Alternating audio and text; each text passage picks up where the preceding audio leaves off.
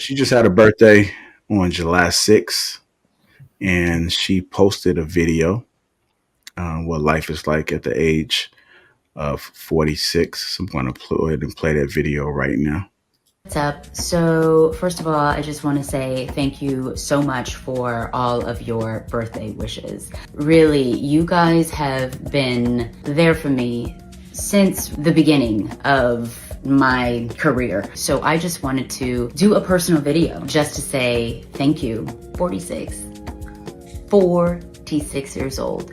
Cray cray. One thing that has changed, as you can see, is I'm wearing glasses, y'all. I cannot see without them. I wanted to share with you, or I wanted to answer some questions for you guys. So the first question is, what does turning 46 mean to me? I feel like I am in the third trimester of my life. 46 to me means staying present, but just learning more about my why. Why am I the way that I am? Why do I behave the way I behave? And also focusing on where I want to be and who I want to be. I think 46 for me is focusing on how my thoughts and my behaviors are in alignment, meaning whatever it is that I want for myself, whatever it is that I think of, I do. I speak in analogies, you guys, but I think there have been times in my life where I'm looking at myself in a mirror, right? And sometimes in that mirror, I'm further ahead, which is inspiration, right? Is what what I inspire to be, or what I inspire to do. Where does Tia see herself? And then there are times where I see myself, you know, behind myself, meaning I'm seeing myself in the past. But now I feel like for the first time in a long time, you guys, I actually see myself right beside myself, meaning I am in alignment with myself, which, you know, it feels good. 46 means peace to me. What advice would I give to my younger 36-year-old self? Let's see, where was I? Where was I when I was 36 years old? I think I can just focus on maybe where I was mentally. I think I would tell myself that it is okay to want more for yourself. It is okay to say no. It is okay to value what you desire, value your self-worth. It is okay to not be perfect. It is okay to speak your truth. It is okay to be you.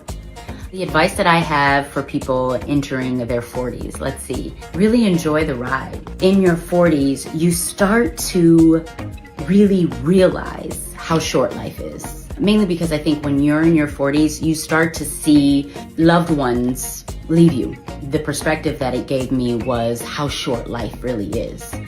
Continue to walk with gratitude, right? Because wearing these glasses, having this gray hair, that is a privilege. That is a blessing to be able to be here and to get the opportunity to live. I feel like it is the biggest and best blessing. The advice that I would give is understand that change is constant. You're not going to be young forever. Know that change is okay. And also know that there are better things on the horizon. That life is really what you make of it.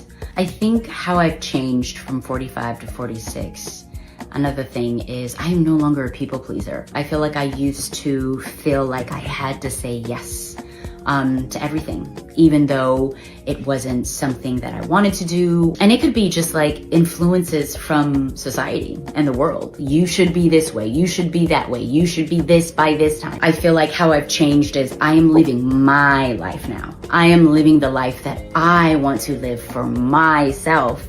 Whatever decisions that I decide to do and make, I'm very mindful about it. Does that align with what I want for myself? Does that align with what I want for my future self? And then also I think the word for me is reciprocity. It's like I actually am worth reciprocity. And it doesn't matter where it is, whether it's in the workforce, whether that's in friendship, or whether that's in relationships.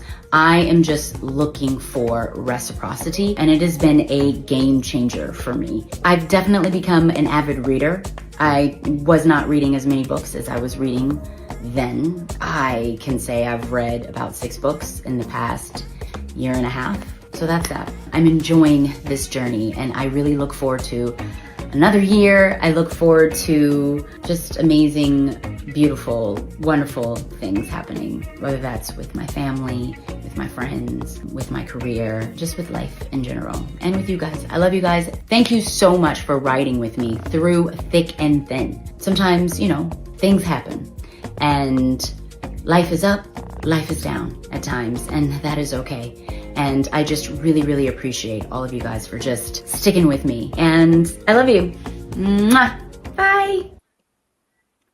All right, so Tia's married. She just turned 46, and she's basically describing what her life is like at the age of 46. And the thing that stuck out to me, and even in the comments, is me, myself, and I. I think that I don't think anybody wants to be alone.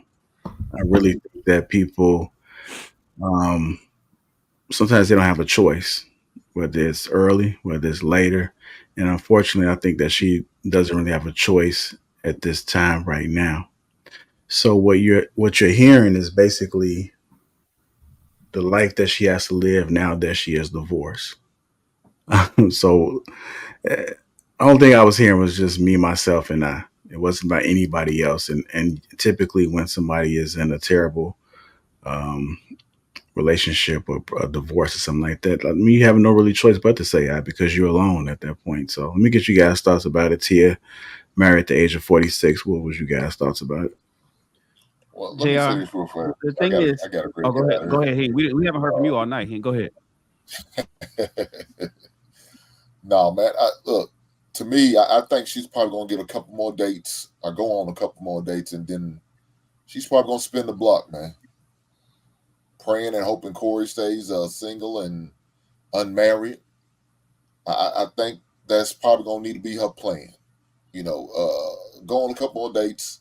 Maybe that would allow her to have some level of appreciation for him and realize that everything about their relationship wasn't that bad. It could have been worse. I'm sure she's heard a few horror stories, seen some horror stories on social media, and heard some of them while she was on The View. Maybe seen some of her friends go out real bad. Uh, I think she's gonna end up spinning a block. Give her about 2 more dates, especially another dude with a grill, which we all know more than likely he's a pookie. Give her a couple more pookie dates, and she'll be ready to come back and reevaluate some shit. So yeah, Jay, like you said, it was a whole lot of odd stuff, But what is she doing to work on herself? What is she doing to maybe fix the mistakes that may have done in the relationship? Because I know she's not completely innocent, even though she may tell herself she is. She's done nothing wrong. She's graduated on some. Yeah, it sounds like you don't have no stick wittiness. Sound like you are not in it for the long haul. You enjoy the marriage while it lasted. You wasn't in it. You didn't have your lunch pail. You didn't have your hard head ready to put that work in. When it got hard and contentious, you was ready to get up out of there. You was ready to bounce. So I mean, I'm gonna leave it there. Yeah, I think she was the first, I would say one of the first cases of the soft era. I don't know if you heard of that, drizzle, whatever. She pretty much carried Corey, I want to say, as far as financially. I mean, I might be a little bit off on that as far as the accuracy of the numbers or whatever, but I think she was in way over her head, and she realized. I'm just assuming that's where the term graduated coming from.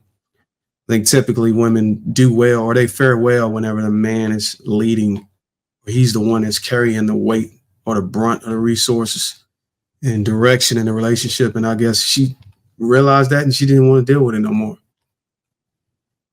I mean, that's just what I see. Maybe somebody else sees something different. a good Oh, they're question. trying to spin change it to us. Listen, just like that last person, Nita, it's gonna be all right, girl. You gonna find a man. Everything gonna be okay. Somebody gonna scoop you up because you light skinned and the whole. No, she's old. She ain't a grape no more. She's a prune. Take your ass home to your man and rekindle something. Beg for his forgiveness. She gonna find out. She gonna have that one date. She gonna think it's the guy. He gonna give her some henny dick, and then discard her, and she gonna feel some type of way. Then she gonna realize, you know what? Pickings is really slim.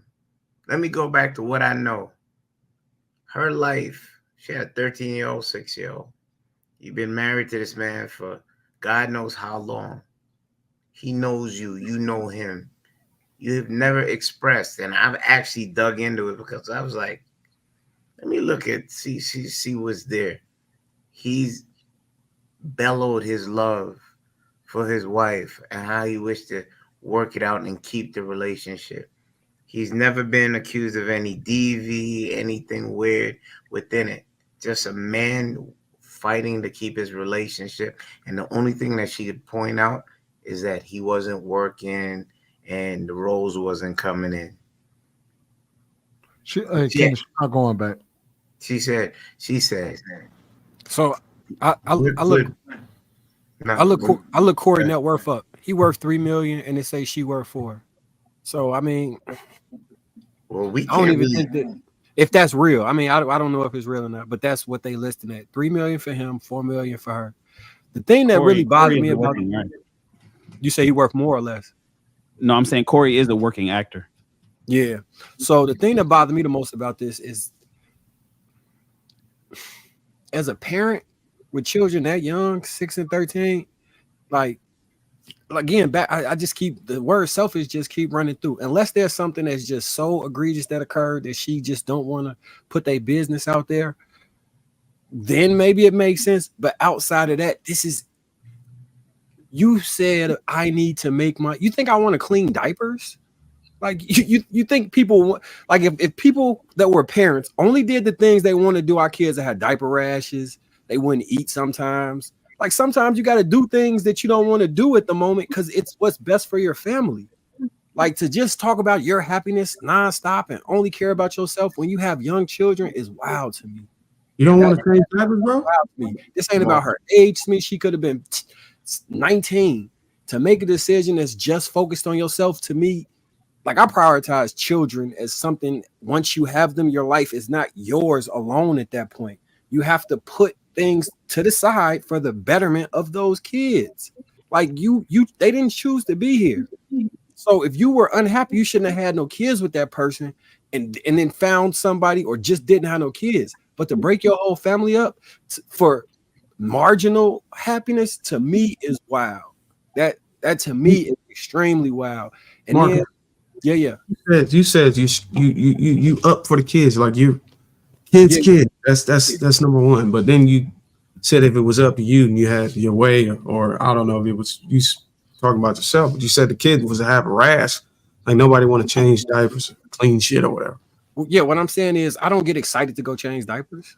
That's not the thing that make me happy. You know what I'm saying? Like I change them. I don't have a problem doing it, but it's not like, oh, this is what makes me happy is changing diapers. When my general point is when you put somebody before yourself well-being, you don't say things like, oh, it just made me happier to be single than to be in a marriage with the father of my kid. Also, it's almost like I don't care what my kids think. I don't care what nobody think. This is what I want to do. This is what makes me happy. I'm just going to be by myself and we'll figure it out. The kids can see their father whenever I have time for them to see their father. To me, that is one of the most selfish things anyone can do. Remove themselves from their kid, male or female, and partially see them on purpose.